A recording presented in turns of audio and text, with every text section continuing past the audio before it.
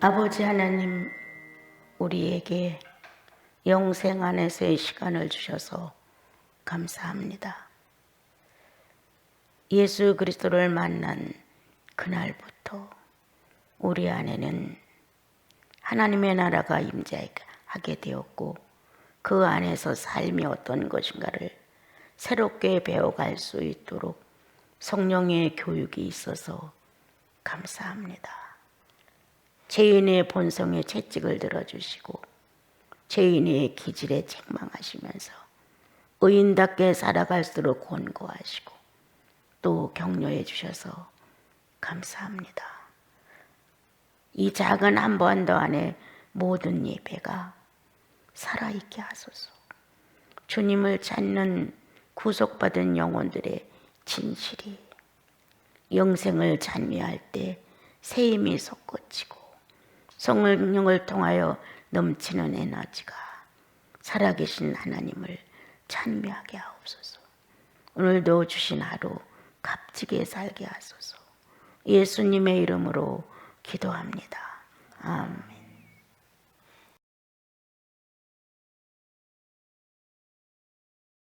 우리가 주님 안에서 주의 말씀을 상대로 마음을 가져보면 말씀을 읽으면서 자기 마음이 발견이 되죠.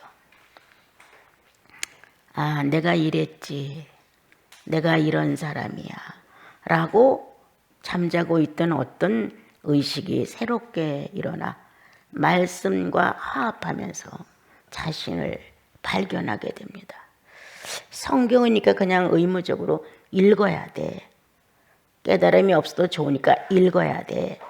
이런 식의 방법보다는 우리 안에는 하나님을 사랑하는 의식이 있고, 성경을 읽으면 무식한 나에게 새로운 지시로 다가오셔서 나를 일깨우는 성령의 의식이 있고, 또한 구원받고 새로워진 나와 여러분의 이성 안에는 반드시 나라는 한 사람의 어떤 모습을 지니고 있는가를 속임없이 조명해 주는 것을 알 수 있습니다. 그래서 꼭 기도 속에서 회개를 하라고 소리쳐줘야만 비로소 내가 잘못했나고 찾아내는 것이 아니라, 말씀을 대면했을 때 그 말씀을 조용히 마음에 읽어내려가다 보면, 아, 이건 내 모습이네요. 주님, 내가 예수인에도 불구하고 이 모습이 아직 그대로 있습니다. 창피하고 부끄럽고 아주 수치감을 느낍니다. 이러한 진정스러운 자기 마음을 고백하면서, 주여, 나 어떻게 하면 안 그렇게 될까요? 어떻게 하면 이러한 문제를 당면했을 때 내가 구속이 확실한 한 사람으로서의 옳은 자세를 어떻게 해야만 바로 가질 수 있을까요? 이러한 고민스러운 마음을 주님께 얹어드리면서 성장하지 못한 내 모습에 대하여 탄식이 나오고, 아직도 율법 이하의 어떤 법 없는 무법자들의 생활에 익숙하고, 조금 철들었다 생각하면 그저 율법 정도, 이는 이로 갚고 눈은 눈으로 갚을 정도, 남의 죄악을 캐내는데 우수한 우리들의 이 못된 기질, 참 나는 예수 믿고 예수 그리스도를 생각하는 마음 안에 다른 불순물의 잡음이 자꾸 낀다는 게 참 애석한 것 같아요. 그래서 특히 야고보서는 좀 더 우리들에게 실질적으로 삶의 현장에서 부딪혀질 수 있는 내용들을 많이 기록을 하셨어요. 말에 실수가 없으면 온전한 사람이야. 사람은 거의 다 말의 실수를 통해서 불완전을 표현한다. 이렇게 성경은 우리에게 가르쳐 주셨습니다. 또한 야고보서는 행함과 믿음은 같이 가야 해. 믿음이 있노라. 뭐가 믿음이야? 행위가 따라오지 아니하면 그건 미신이지. 행위가 완전하다고 막 주장하는데 또 믿음이 없다면 무슨 의미야? 신앙의 중심이 없는 사람들이 나는 내 양심대로 살면 돼 라고 말하고, 교회에서 예배를 드리지만 나는 은혜 받는 게 없어, 이렇게 무례한 말도 하게 되고, 나는 말씀을 깨닫겠지만 아무리 깨달아도 실천이 안 돼. 이런 주님 앞에서의 버릇이 없는 우리들의 언어 태도를 많이 보게 됩니다. 오늘 야고보 형제님은 우리들에게 참 살아있는 실제적인 삶의 표현을 허락을 해 주셨습니다. 어떻게 한 구멍에서 짠물과 또는 단물과 쓴물 어떻게 낼 수 있어? 이렇게 말씀하시면서 어떻게 하나님을 섬기는 우리들의 마음 안에 저주와 축복이 같이 올 수가 있어? 이렇게 하나님 자신은 우리들에게 있어서 선과 악에 대해 아주 확실한 영생의 확실한 증표를 우리에게 말씀하시는 거예요. 네가 영생이 확실해? 그럼 단물이 나와야지. 네가 만약 쓴물을 냈어, 탄식이 쏟아져야지. 내가 단물을 냈는지 쓴물을 냈는지에 대해서는 내 자신이 너무 잘 아는 거죠. 악인이라면, 죄인이라면, 영생을 맛보지 못했으면 당연한 걸로 받아들이기 때문에 잘못을 못 느낍니다, 여러분. 난 당연히 내 건 내가 찾은 거야. 난 당연히 할 말을 한 거야.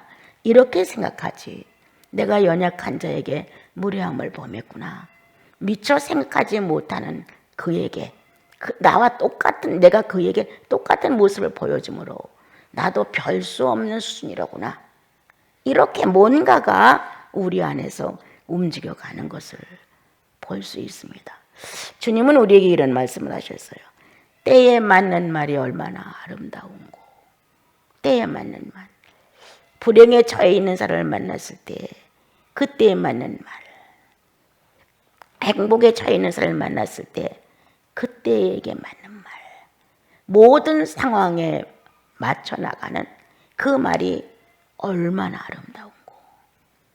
그런데 우리는 다 내 입장에서 내 해석으로 말미암아 때에 맞는 말을 찾아 또는 때에 맞는 말을 하는 습관이 익숙해서 불행을 만난 자에게 그 한마디가 용기를 주어서 눈물을 씻게 해주고 뭔가 절망하고 쓰러져 있는 자가 그 말 한마디에 힘을 얻어 의욕적으로 살아나고 이러한 때에 맞는 말 엉엉 울고 슬퍼하다도 눈물을 툭툭 덜어버리고 일어나 제 갈 길을 갈 수 있고 원망과 시비와 저주로 마음이 가득 차 복수의 혈이 불불 끓다가도 그 때에 맞는 말 한마디가 내 분노를 그냥 사그러뜨려주고 이렇게 때에 맞는 말을 할 수 있는 사람, 평소에 주님과의 교제가 부드러웠다. 주님과의 교제가 애틋했다. 주님의 성품을 담고자 하는 속성의 갈망이 아주 진했다. 그리고 내 영혼에 정말 아름다운 것을 그분께 드리고 싶었다. 라는 진실의 교제가 심령 안에서 이루어진다면 쉽게 나옵니다. 그 상황에 맞는 때에 맞는 말이 얼마나 아름다운고 그 상황과 그 문제와 그 사건에 꼭 필요한 말을 주님이 허락하셔서 불이 활활 타다도 꺼져서 재가 되고 막 무례하게 흙탕물이 펄펄 끓는 물처럼 덤벼들어도 맑게 질서 있게 졸졸 흐르는 정말 평정된 물 흐름이 되고 이렇게 되는 것이거든요. 그러면 왜 나는 남의 가슴에 불을 못 꺼주는가? 왜 불행에 행복의 의식을 찾아주지 못하는가? 복수의 불이 타고 있는데 왜 그거를 은혜로 돌리지 못하게 하고 있는가? 그것은 주님과 자기 사이에 애틋한 교제가 없다는 거예요. 예. 무언가 아버지의 선을 나도 담고 싶은 갈망. 예수 그리스도의 전적인 희생에 나도 동참해보고 싶은 희생의 소원의 기도. 그리고 내가 아직도 성삼위 관계 안에서 타인처럼 움츠리고 있는 모습이 많다는 걸 고백하는 사람. 이런 사람들은 자연적으로 자신의 변화가 일어나는 것을 알게 됩니다. 그렇지만 불이 붙는 데다 더 불을 붙게 만들어 불행한 자라 사람을 더 불행하고 오기스럽게 만들어 뭔가 더 반대적인 자극적인 말을 주어서 그렇게 악한 마음으로 복수를 하려는 마음이 없었는데 상대의 자극적인 어떤 축혀주는 말 한 속에서 보복하려는 결정을 내려 기회를 노려 어느 때 어느 날 내가 너에게 반드시 갚아주리라, 이런 식의 악함을 자극시켜 주는 이러한 말. 나는 예수 믿고 어떠한 언어를 많이 썼는가? 오늘 우리들의 주된 내용은 언어의 인격이에요. 예. 정말 때에 맞는 말을 얼마나 자연스럽게 전달해서 그 상황의 전체를 더욱 예수의 은혜의 자리로 만들어 갔는지. 그래서 죄인의 마음이 의인의 마음으로 변형을 일으키면서 주님, 내가 아주 많이 어그러졌네요. 주님, 내가 아주 많이 악하네요. 이렇게 자신을 주님 앞에 토로할 수 있는. 또한 주님은 소금을 고르게 함같이 우리들의 언어가, 다시 말하면 언어는 낱말이 중요한 것이 아니라 감정의 언어가, 감정에서 묻어나오는 인격이 소금을 치는 것처럼 골고루 푸성기가 막 살아서 싱싱하게 자기의 본능을 자랑할 때 소금을 뿌리면 그냥 푹 죽죠. 막 부패되어 썩어가려고 할 때 소금을 뿌리면 부패가 정지되지요. 또 오래 저장할 수가 있지요. 이렇게 모든 맛의 중심을 이루는 짠맛, 소금의 맛. 이렇게 주님은 우리들의 예수인의 말은 치료다. 소금처럼 치료다. 뻗인 자아를, 거친 자아를 온순하게 한다.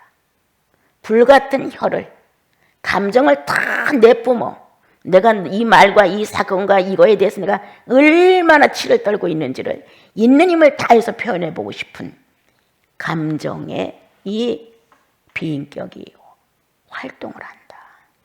그런데 그 소금이 들어감으로 인하여 순간 꺼져 내려간다. 이렇게 예수인의 마음 안에는 성령의 이러한 능력과 본질이 들어있으므로 나를 성령께 많이 내놓은 사람은 자연적인 표현이에요. 그게 자연적인 표현. 우리는 내 입장에 나를 많이 얘기해요. 그래서 나를 보호하려고 하는 마음이 굉장히 커요. 그런데 예수인은 그렇지 않아요. 나를 보호하려고 하는 건 어린 신앙이었고 상대를 상처를 안 내고 상대를 보호하려고 하는 마음이 월등히 커요. 상대에게 저렇게 함으로 인하여 다른 사람이 이상히 본다는 것, 저렇게 말을 엉뚱하게 함으로 인하여 다른 사람이 그 다음부터는 그런 사람으로 낙인을 찍고 업신여긴 산다는 것. 또한 뭔가 기준이 있는데 기준 이하의 행동과 말을 함으로 인하여 그 다음부터는 자연적으로 그 사람의 수준을 이하로 본다는 것. 이게 현실인 거예요. 그런데 주님은, 성령은 우리 안에서 그렇지 않아요.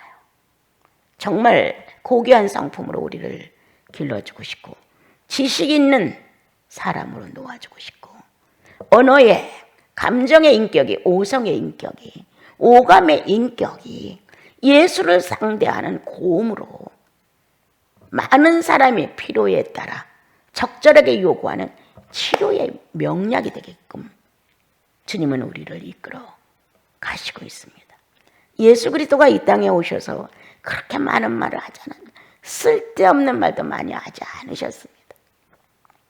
사람이 살아가는 어느 정도의 수준은 지켜서 기본적인 삶의 표현은 하지만 그게 시간을 낭비한다든가 득이 없다는 이런 쪽의 내용들은 주님은 자기 일상생활에 끌어들이지 아니하셨습니다.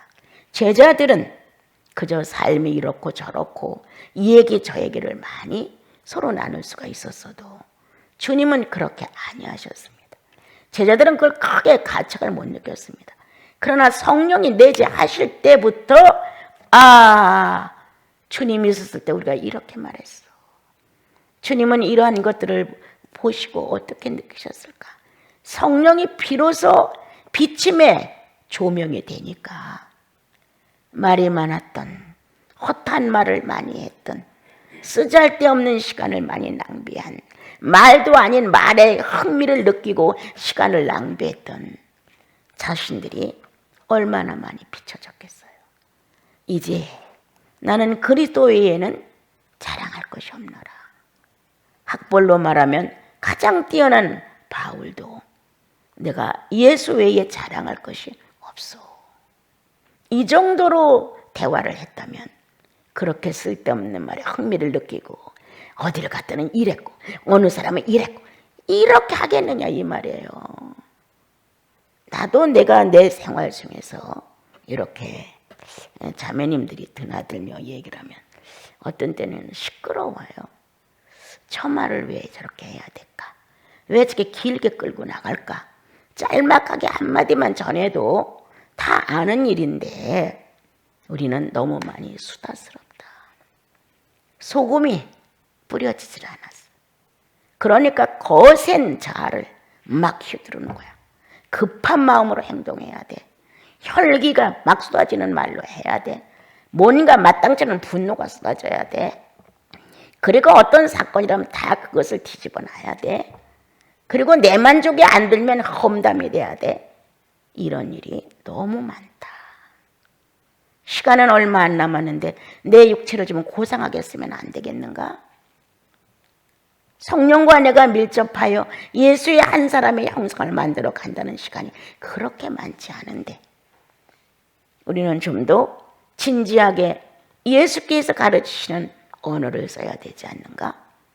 내 본능이 십자가에 못 박혔나니 내 수다함이 내 비난함이 이러한 모든 것들이 바르지 아니하면 성령의 진리가 내게 소금이 되셔서 나의 이런 거칠고 억세고 정말 나만의 어떤 자랑스러움, 나만의 자부심 이런 것들을 폭삭 절여주셔서 내놓을 게 없는 거예요.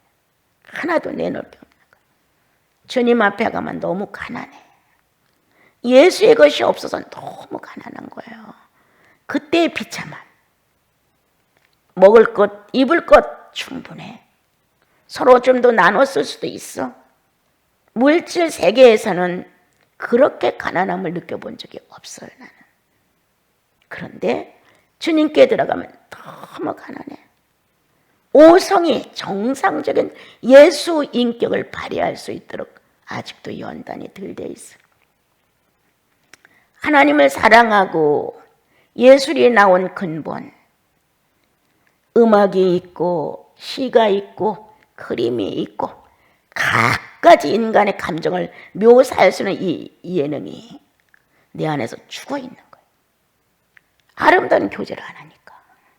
아름다운 교제를 해야 그림이 나와. 내 주님의 시가 나와. 음악이 나와. 악상이 떠올라. 찬미가 가슴에서 쏟아져. 이렇게 성령에 살아있는 오감은 나를 충분한 예능가로 만들어준다. 예수인으로 만들어준다는 거예요. 남들이 걸작을 만들어서 훌륭해 이렇게 평가해서가 아니다. 내 주님이 들으셨을 때 악이 빠져나간 단 한 번의 그 언어가 하나님 보시기에 작품이었다. 어떤 상황에 내 입장에 모든 주사나를 놨을 때 나는 우수하고 잘못한 게 없어.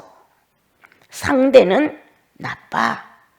이러한 마음을 가지고 있는 그 악성 안에 주님의 마음이 깜짝 날 놀라게 만드는 거야. 상대보다 네가 더해. 상대는 수준이 그것밖에 안 된다. 그것밖에 안 되는 수준이니까 그 정도야. 그렇지만 네 수준은 그보다는 나. 그럼 나은 수준의 너를 만들어 가야지. 그 수준에 본인이 맞춰간다고 하는 것. 이거 얼마나 부끄럽고 창피한 일이냐. 이렇게 성령이 우리 마음 안에 자각의 영을 주셔서 깨닫게 해주시면 이제 나와 여러분은 하나님과 교제하는 언어요. 실제로 성령이 가담한 살아있는 인격의 언어를 사용할 수 있는 거예요. 우리는 서로가 잘못을 고백하는 것도 그래요. 정말 주님 앞에 내가 이것을 잘못했어. 이 물건에 대하여, 이 문제에 대하여, 이 말에 대하여 뭔가가 꺼리껴지고 어려워. 그러면 주님 앞에 진정을 둬야 되죠. 주님, 내가 이게 자꾸 마음에 걸리고 어려워요. 뭔가 띄어먹은 것 같은, 뭔가 말로 상대를 막 복수한 것 같은 이러한 많은 감정들이 이제 주님 안에서 살아난단 말이에요. 그럼 자연히 고백을 하게 되죠. 주님, 내가 정말 아니었습니다. 이와 같은 일이 계속되면 주님, 주님의 이름에 누를 끼치니까 이와 같은 일이 계속될 수는 없습니다. 그냥 나 이 한 번으로 족해요. 라고 애원을 하게 됩니다. 자꾸 이런 모습을 주님 보여서 나는 안 되죠. 근데 자기에 대해서 너무 많이 관용을 해, 우리들은. 자기 사건은 너무너무 괜찮아. 자기가 한 말은 아주 정당해. 자기가 한 짓은 그렇게 남한테 피해가 한 것 같은 거예요. 이렇게 자기에 대해서 용납을 잘해주고 관용하고 자기를 후하게 대우하기 때문에 성령이 역사할 수가 없는 거예요. 같이 만나서 삼자의 입장에서 타인의 일처럼 같이 판단하고 얘기를 하고 조명을 받아야 되는데 자기가 거기에 주체가 됐기 때문에 안 되는 거예요. 자, 그리고 또한 우리는 주님이 이런 말씀을 했어요. 어느 날 제자가 잘못을 저지르는데 얼마만큼 용서를 해야 되는 거예요. 이렇게 그 용서해주고 싶지 않은 마음이 그 안에 있었나 봐요. 야, 7번씩 70번이라도 해야 되잖아. 이렇게 용서의 진지성. 이 말은 상대, 용서를 받는 사람, 용서를 비는 사람을 동등하게 놓은 내용입니다, 여러분. 7번씩 하루에 70번을 빌어준다면 받는 사람은 얼마나 힘들고 모욕적이에요. 똑같은 내용이에요. 그렇게 비는 사람, 그렇게 받는 사람. 이게 같아야 이 용서가 의미가 있는 거예요. 우리는 예수님이기 때문에 조금 억울하면 불편해요. 그러니까 문제를 해결해야 하는 마음이 있어요. 다 자기가 선해서 상대를 먼저 찾아가 아유 내가 잘못했어 이렇게 하는 걸 착각하는 거예요. 아니에요. 예수 그리스도의 죄 없는 유전자는 불법이 들어오면 견디지를 못하는 거예요. 빨리 나가.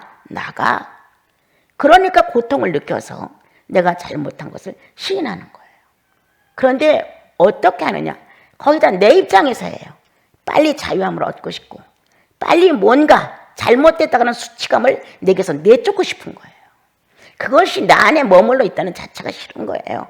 그래서 빨리 가서 아우 내가 아까 그 잘못했다고 미안하다고 이렇게 하고 끝나는 거예요. 상대는 내가 잘못했습니다. 미안합니다. 옳지 않았습니다. 라는 말보다 얼등히 상처가 깊은 거예요.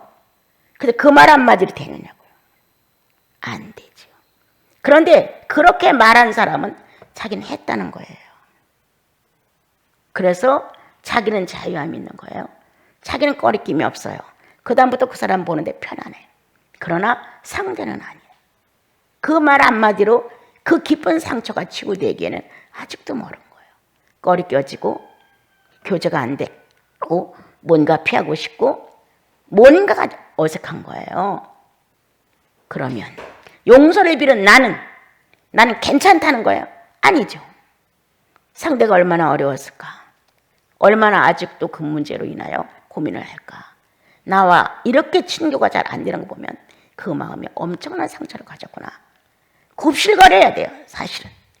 어떻게 해야 되지? 어떻게 저 마음을 풀어주지?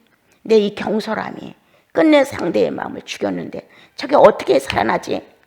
이렇게 7번이라도 용서를 빌 수 있도록 상대를 존중해야 된다는 거예요. 이게 그런 내용이에요. 또한 그 용서를 빌러온 그 사람을 나는 너를 용서 못해. 나는 갚아줄 거야. 한대든가 네가 나를 그렇게 무시하고 나를 그렇게 인정했어. 안 돼. 이렇게 안 받아준다는 거예요. 그럼 똑같은 사람이 되는 거예요. 그래, 그도 잘못했다는 걸 알고 그도 옳지 않다는 걸 알고 그렇게 와서 했으니까 나도 여기서 자유를 좀 얻어야 되지. 그리고 첫째, 형제들 간의 다툼, 자매들 간의 다툼, 이건 예수를 괴롭히는 일이다. 그래서 내가 빨리 회복되어서 상대를 보는데 꺼리낌이 없어야 한다. 100% 가시지는 않아요. 그건 지 분량이니까. 자기가 가지고는 인격이 됨됨이니까 그건 어쩔 수가 없어요. 그러나 상대가 상대의 기분을 상한 것만큼 조금 더 진지하게 이와 같은 실수를 해놓고 뻔뻔스게 내 입장에서만 자유 얻었으면 괜찮다? 그건 아니지. 상대의 마음에 그래도 어느 정도 긍정이 되고 그가 정말 그렇게 미안하게 생각하는 것 같다. 나도 빨리 회복돼야지. 이렇게 자책을 하면서 일어날 수 있는 데까지 실수를 한 그 사람은 거기까지 용서를 빌어야 되는 진실의 표현이 있어야 한다는 거예요. 또한 그 용서를 받는 해줘야 되는 내 입장도 처음엔 괘씸해. 해주고 싶지 않아. 뭐 네가 이렇게 대단해? 이렇게 마음이 가면서 실수가 있어요. 그런데 우리는 예수인, 이보다 어마어마한 걸 용서받은 나, 예수께서 용서해 줬잖아요. 그러니까 이거 갖고 내가 이래? 내가 이 수준밖에 안 돼? 내가 율법 이하야? 나 율법 정도야? 나 뭐야? 내가 나를 책망하는 거예요. 그가 할 일을 했어. 나는 내 할 일을 해야 돼. 내가 이거 물어놓지 아니하면 성령의 자유함이 없어. 나는 오늘 이걸 물어놓을 거야. 주님, 일어날 수 있게 해주셔서 고맙습니다. 이까짓 게 뭐예요? 딱 물어놔줘야 돼요. 그래야 용서를 빌린 사람과 용서를 받은 사람의 똑같은 축복이 되는 거예요. 그런데 우리는 한껏 건방지. 내가 말했잖아. 잘못했다고. 내가 말했잖아. 아까 그거 미안하다고. 이런 식으로 끝나는 거예요. 인격 없는 언어다. 인격 없는 고백이다. 정말 때에 맞는 말이 얼마나 아름다운 걸 상실한 마음이다. 소금을 쳐서 고르게 한같이 평균과 질서를 잃어버린 그런 언어들인 거예요. 우리는 조금 더 말을 잘해서 조리 있게 아주 영특해서 분별해서 이런 것보다는 솔직하게 그리고 예수인답게 정말 자기가 한 말에 대하여 모르는 사람이 허다해요. 그런데 이 말에 고민을 많이 한 사람은 즉각 반응이 와요. 내가 왜 이런 말을 했지? 순간 어떤 말이 맞지 않으면 순간 자책이 와요. 그렇게 예민하게 촉수가 살아있다는 거예요. 성령 안에서. 그런데 내가 할 짓을 다 했다고 자기는 괜찮다면 그거는 진리의 사람이 아니에요. 아직도 율법 이하의 무법이고 조금 낫다면 율법 정도의 수준일 뿐이지 복음은 아니에요. 더군다나 성령의 시대에 사는 사람은 아니에요. 성령은 작은 가시가 조금만 찔려도 금방 알아내요. 그러면 복음을 받아서 나 자유해, 너도 자유해. 내가 그리스도를 영생의 주로 만났어. 너도 영생의 주로 만났어. 그럼 영생이 뭐예요, 여러분? 죄 없는 거예요. 영생은 오래 산다고 죽지 않는다고만 생각하는데 거기에는 많은 내용이 포함되어 있어요. 영생은 죄가 존재할 수 없는 거예요. 오늘 이렇게 3장에서 한 셈에서 어떻게 그렇게 단물과 쓴물을 내겠느냐, 어떻게 하나님의 형상을 받은 사람을 저주와 또 축복으로 하겠느냐, 이건 있을 수가 없다는 거죠. 이러한 삶을 살면서도 우리는 꽤나 잘 살고 있는 걸로 착각합니다. 어떻게 포도나무에서 감람나무 열매를 따겠느냐, 포도나무에서 어떻게 무화과를 따겠느냐. 이렇게 무화과에서는 무화과를 따고 포도나무에서는 포도를 따는 것이다. 네 근본 자체가 누구야? 이렇게 물으시는 거예요. 너 근본 자체가 예수이냐? 아니면 마귀야? 마귀의 자손이야? 어떤 거야? 정확한 내용을 밝히려는 거예요. 네 정체가 뭐야? 나 예수인이에요. 그럼 예수의 열매를 내놔야지. 너 누구야? 나 성령의 사람이야. 성령의 열매를 내놔야지. 지금 네 본질에서 나오고 있는 게 뭐야? 죄인의 결과들만 나오고 있잖아. 이렇게 주님은 예수인의 정체를 정확하게 스스로 알아내는 거예요. 그래서 나는 예수인이 하고 있는 짓을 하고 있는지, 아니면 아담이 팔아버린 에덴 동산에서 자기 욕구를 만족시키기 위해서는 선악과의 작용만 하고 있는지 찾아봐야 된다는 거예요. 그러므로 그리스도의 구속이 헛되지 않게 하라. 성령 받은 이 놀라운 축복을 값없이 하지 마라. 우리 좀 더 진지하게 언어를 아끼고, 특히도 이 말이 중요한 게 아니라 마음의 인격이 중요한 거예요.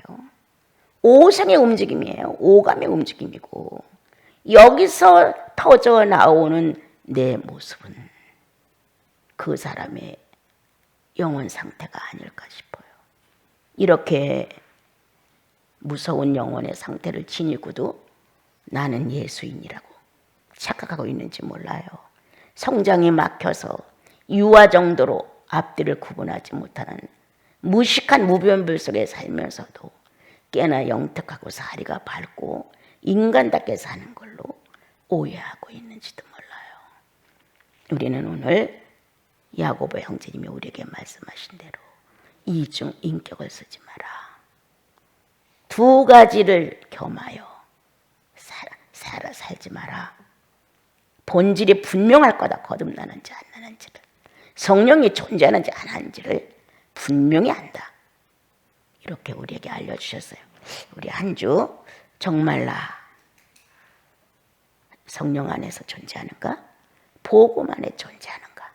그리고 내가 하고 있는 이러한 모든 삶의 표현들이 정말 정체 분명한 신앙인인가를 우리 한번 검토해 봅시다.